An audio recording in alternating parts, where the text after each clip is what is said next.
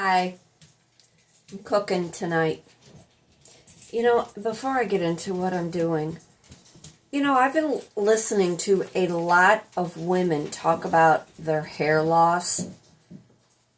I am so convinced that there is something in all of our food that is causing our hair to fall out and get thinner and break off. I take really, really good care of my skin and my hair. There is absolutely no reason why I should have this kind of breakage or this kind of thinning. Again, I am convinced that there is something in the air, something in the food. I'm going to take this down for a minute. I've got food though, and I don't want to get my hair in the food. But I am convinced that there is something in our atmosphere that is causing all of this hair loss. And it's really upsetting. When your hair is kind of your signature. And this has been going on, and I don't think it's a stress issue, because I'm really not that stressed. This is probably, in the last year and a half, the calmest I have been in over 15 years. So it's not a stress issue. But here I'm in the kitchen tonight, and I'm cooking. Remember yesterday I was talking about like a graphic tee? Is this not the cutest sweatshirt? It's oversized, a little bit cropped, because I don't mind wearing a crop, this kind of crop. I can't do that kind of crop, but I can do this kind of crop. Got my stupid light here in the kitchen. But is this not cute? All heart, and it's leopard. I just thought this was the cutest sweatshirt I'd seen in a long time. Another Play-Doh closet find from like a month ago. I'm trying to treat myself once a month to go out and do a little shopping. I'll put $15 aside, and I'll say, yay, I got $15 I can go spend on some clothes. So, and I threw a pair of jeans away today. Actually, I put them with my sewing stuff so I can make shorts out of them for the summer. I'm in that in-between size, but I'm cooking tonight. I'm K-I-T, in the kitchen tonight. Have a cheese spinach casserole, kind of a souffle in the oven. I've got some pulled pork. Let's see if I can show it to you. Some pulled pork. There, I got some corn in the microwave. There's some carrots in there. I wanted something really warm and good and decadent, and I can't remember the last time I had a really good pulled pork sandwich. If you ever get into Nashville, though, when you're, meandering around down there, go find yourself a really good barbecue place and get yourself a pulled pork plate. It's just fabulous. Hang on, let me grab this out of the microwave. I have to tell you about my experience today going to get my eyes checked. Okay, in about 2 weeks, I will have contacts. And like I said, the lighting in here is just god-awful. Anyway, in about 2 weeks, I will have contacts because I am over the whole glasses thing.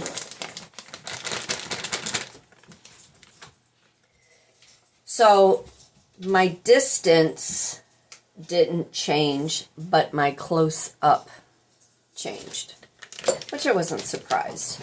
And my reading glasses, these are 250s, they are not working like they were, and I do not want to go up with readers because it totally messes with my vision. And when I'm going to work, this is what I wear, and I half the time wear them down like this, and I'm tired of it. I'm tired of the back and forth. I feel like I'm on a merry-go-round. Half the time I feel like I'm on some fun house ride. Went to America's Best, where I always go. Same eye doctor I've had for the last however many, and I thought it was like 2-3 years when I was there last.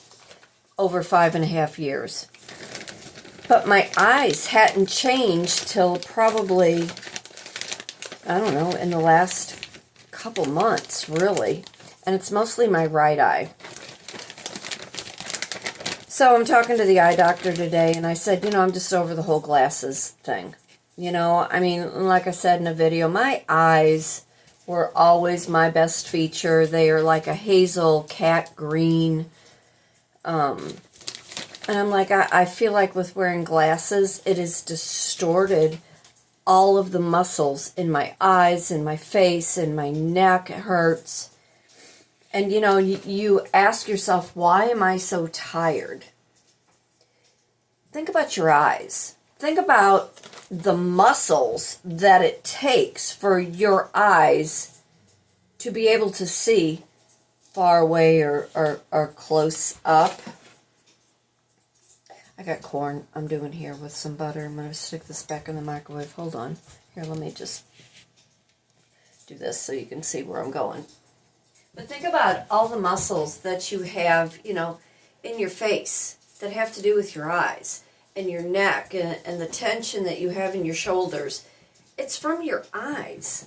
So I am hoping with having contacts, all of this nonsense that's going on, minus the hair issue, it's going to help. But I did that today. I ran over then back to Marshall's. I had some time to kill. Finally broke down and bought a couple lint brushes because when you have, a menagerie of pets and they're white and they have short hair, I end up with as much hair on me as, they have on them. Did that. Looked around still for my exfoliating sponge thing. They didn't have that at that Marshall's either. Looked at the vitamins. Okay, so here's the thing. I take a prenatal vitamin, a half of a prenatal vitamin, because it kind of upsets my stomach. I take a magnesium glycinate to help sleep and with muscle aches.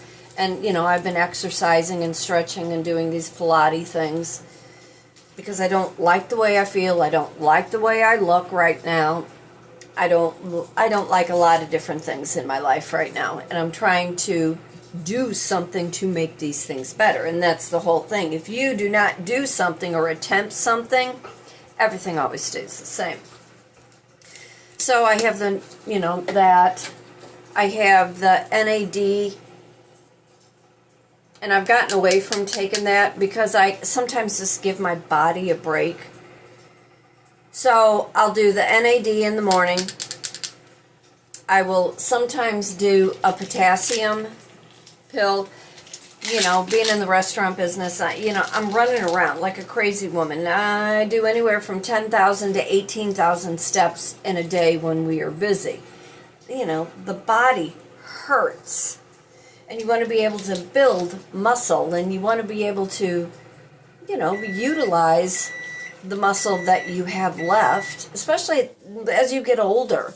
Your muscle and your physical agility depletes. And then the magnesium I take at night, and I was taking the half of the prenatal to go with it. And I'll tell you why I do the prenatal. Because I know I'm iron deficient. And there's enough iron and folic acid in that prenatal that takes care of everything that I need. The problem is the magnesium glycinate. It calms you down and helps you sleep. And the prenatal is like a boost of energy, and it was a conflict. So I was changing that up and taking the prenatal when I got home from work to try to boost the rest of the night. Because I think we all hit a wall by the time, we get home from work. Okay, that's hot. Hot. Just some corn with some butter. Got the dogs running around. The kid went to work today, and then he was going over to his grandma's. He helps her out a lot. And that makes me feel so good that he wants to go be with his grandma. That's his dad's mom. And I've known those lovely people for a million years, since I was a little kid. Where'd my spoon go? Here it is. So he had texted me a while ago. It was real cute. He's like, I'm going to be leaving here real soon. He said, do you want me to stop and pick something up for us to eat, or did you cook? He's such a good kid. I could not ask for a better kid. I could not ask for better kids in general. And I haven't heard from my older two, and I'm not reaching out till they reach out to me, and they both have birthdays coming up. I'm always concerned, everyone says they're so alienated from their parents, or parents who say, their kids don't reach out to them. There's absolutely no reason why your children should not be reaching out to you, regardless of what the situation is.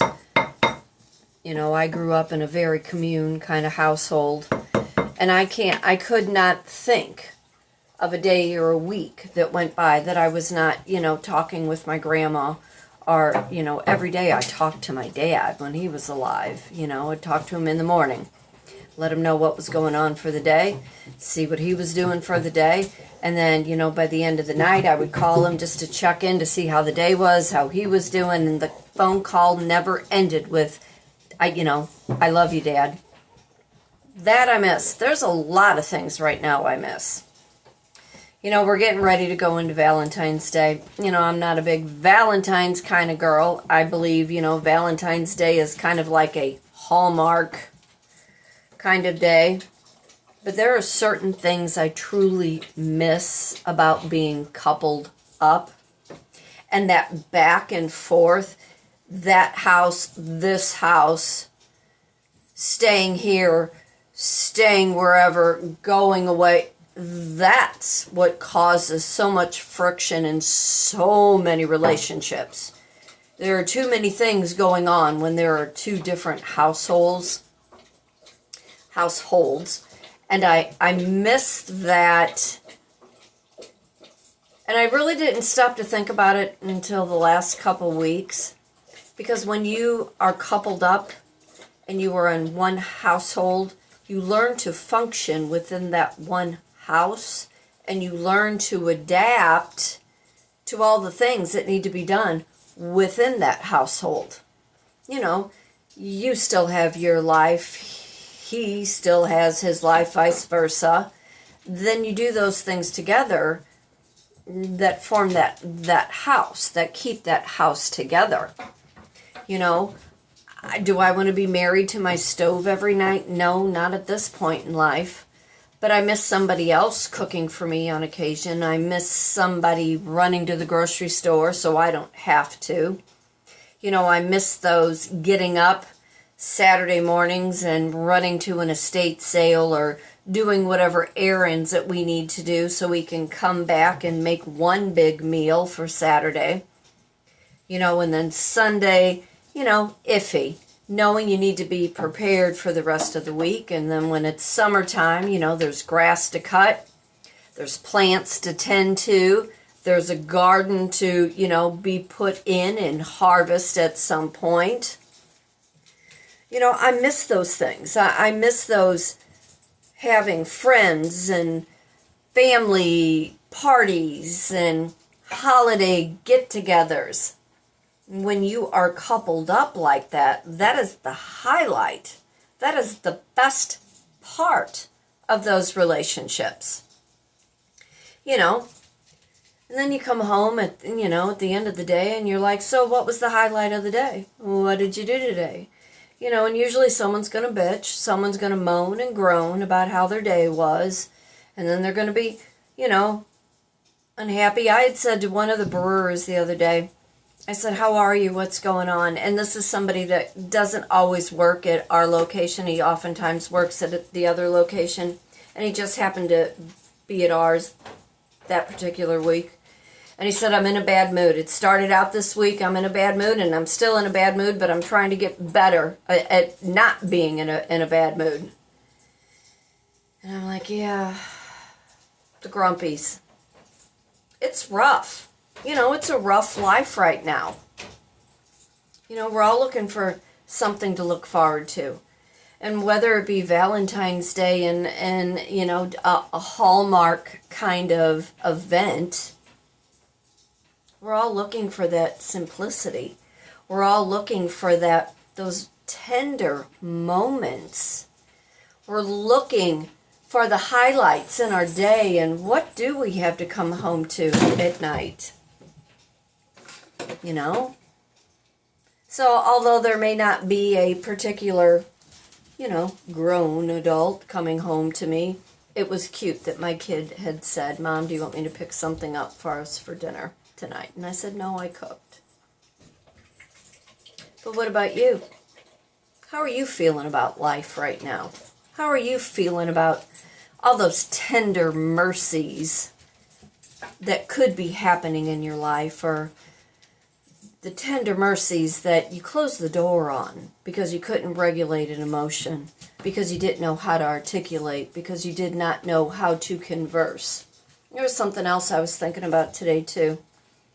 If you know somebody needs to hear something, is it so difficult for you not to say those words? If you know yourself, you want a piece of chocolate cake, and that person that you're with knows you want that chocolate cake, is it really going to hurt that person to make that chocolate cake for you? Think about your relationships. Think about the position you're in right now. What is it that you need that you know somebody can help you and give you what you need? What is it what you want? And what are you doing, or what is the person in your life doing to give you what you want? What is it about what you want to hear that that person that you are with, or maybe you're not with, the things that you can say that's going to make that situation better, because that's what they want to hear. But they don't want to hear false hope, and they don't want to hear words that do not matter. They want to hear the things that are going to make the situation better. So as I'm working on this pulled pork, because I was thinking about Nashville, Tennessee, moaning and groaning about I don't know what the hell is going on with my hair, or what's in the atmosphere, and all the things that I am missing right now in my life, I'm doing whatever I can to try to keep myself busy, looking forward to some little possibility of hope. Because if you do not have hope, you really have nothing in your life. I'd love to hear from you. You know, reach out, kitrynmarie@gmail.com. You want to take an art class? You can do a private art class, painting class, or you can do a group painting class. Your friends, I come to you, I bring all the supplies. Maybe you want to rebuild your life and you don't know where to start, and you're thinking, God, if I just had some direction. Take a vision board class. Let me show you how you are a product of your environment, how you have been brainwashed, how you have been programmed very badly. You know, your role models weren't exactly the best role models, and you learned a whole bunch of coping skills, which oftentimes did not regulate your emotions. And in order for you to feel whole and sane, you ran. Maybe you want to do a business coaching class. Maybe you want to leave your 9 to 5. Maybe you want to branch out and be an entrepreneur and live this great lifestyle, building an empire on your gifts and your talents. All the things that I teach. Maybe you want to write a book. I can teach you that too. But I am Kitryn Marie. I reside in St. Louis, Missouri. I'm an artist, writer, speaker, life and a business coach, teach a variety of art classes, published author When He Had Her, available on Amazon, working on my second book, Seaside Shore. Finishing up dinner with this yummy, yummy pulled pork. Got some buttered corn. There's some carrots in here. Got a spinach cheese casserole in the oven, and I'm waiting to see if the kid maybe wants some good old macaroni and cheese. Reach out. I'd love to hear from you. Like, share, follow, all those good things that keep the algorithms all going. You know, and if you got hair tips, like, you know, why is my hair breaking off so bad? Help. help. Send help. But y'all take care, and I'll see you soon. Bye.